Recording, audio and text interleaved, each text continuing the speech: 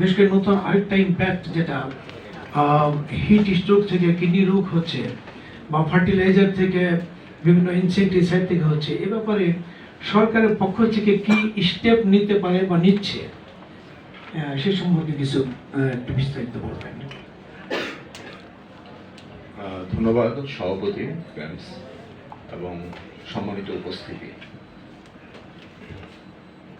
ইতিমধ্যে অনেক ধরনের আলোচনা করিয়েছে, আপনারা বুঝতে পেরেছেন যে আসলে প্রবলেমটা কোন জায়গায়। আমরা জানি যে নন কমিউনিকেবল ডিজিজ যেই স্পেকট্রামগুলো আছে, ডায়াবেটিস, হাইপারটেনশন থেকে শুরু করে ক্রনিক কিডনি ডিজিজ, এই সমস্ত রোগগুলো একটু আগে প্রথম আমাদের যে কি নোট স্পিকার উনি বলেছেন, যতক্ষণ না কিডনির ফাংশন 70 to 75% ড্যামেজ হয় তার আগ পর্যন্ত কিন্তু এর লক্ষণ প্রকাশ পায় না। তাহলে এই রোগটাকে আইডেন্টিফাই করার প্রধান হলো যে স্ক্রিনিং করা। তাহলে স্ক্রিনিং আগে অ্যাওয়ারনেস। তাহলে আমি বলবো যে যে রোগগুলো, যে ঝুঁকির এক নম্বর কারণ হলো অ্যাওয়ারনেসের অভাব আমাদের ভিতরে। 2 নম্বরে যে কাজগুলো অলরেডি বলা হয়েছে, আনহেলদি ফুড, সল্টের ব্যাপারে বলা হয়েছে, ফিজিক্যাল ইনঅ্যাক্টিভিটির কথা বলা হয়েছে, smoking is another factor, and climate, যে ভালনারেবিলিটি, ক্লাইমেটের যে এটা আগে ছিল, এখন এটার সাউন্ডটা অনেক বেশি বেড়েছে, এবং যেটা আমরাও বলবো যে অ্যাওয়ারনেসের অভাব আছে। তো আসলে আমরা যেখানেই থাকি, যেই কাজই করি না কেন, সেখানে যদি আমরা যদি হেলথকে প্রায়োরিটি দিই, তাহলে কিন্তু এই জায়গা, কারণ এগুলো আপনারা দেখেছেন যেই ঝুঁকিগুলোর কথা বলা হলো, এগুলো কিন্তু এককভাবে কারো পক্ষে ম্যানেজ করা কিন্তু সম্ভব নয়। এগুলো মাল্টি সেক্টরাল মানে ইনভলভমেন্ট ইজ দেয়ার, এবং হেলথ ইন অল পলিসি আমরা যদি এই থিমটা যদি অ্যাডপ্ট করতে পারি, যেখানে যে কাজ করছি, তাহলে কিন্তু এখান থেকে উত্তরণের একটা ভালো জায়গা আমরা তৈরি করতে পারবো।